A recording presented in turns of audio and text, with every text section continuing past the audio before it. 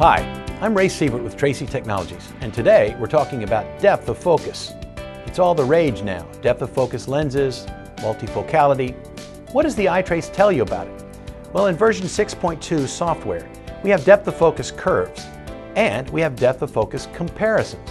You can actually compare a depth of focus curve of one eye to the other. This would help you target a second eye, for instance. We can have you compare pre-op to post-op to see what did I achieve with an extended depth of focus lens. Let's explain what we're looking at. A depth of focus curve has a peak. That peak is the patient's best contrast, and it will be vertically centered over their refractive power. In other words, their best refraction. Let's say a patient has a -2 refraction as their best contrast, and they have 1 diopter depth of focus. What that really means is that they can see pretty well from a -150 to a -250. Anywhere corrected in that range, they'll have acceptable vision. Anywhere outside of that range, they'll have unacceptable blur. However, the peak is important. That peak has a new metric called the VSOTF. It's well documented in the literature. It's called the Visual Strel Optical Transfer Function. It's a perfect point spread function compared to this patient's point spread function as a percentage. Anywhere from 50 to 80%, and the patient's got really good vision, good contrast. Below 20, suddenly it's a little bit sketchy as to how well the patient will see. A lot of these multifocal and depth of focus lenses get us fairly low on that VSOTF. You need to pay attention to that number.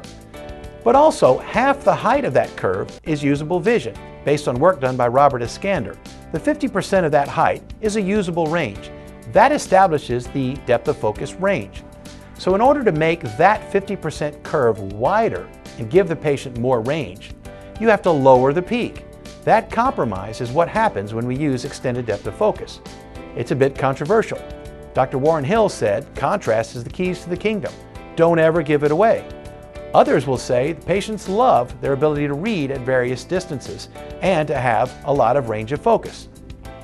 When you look at this curve and it's centered over the resulting power in one eye of an extended depth of focus, it will tell you whether or not you're on the plus side of plano.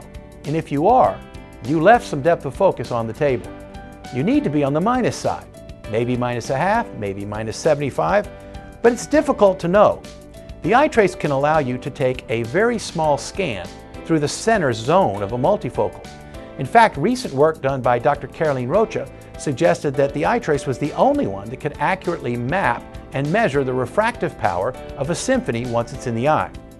At Tracey, we actually think we're the only ones that accurately measure multifocals, torics, and others once the lens is in the eye.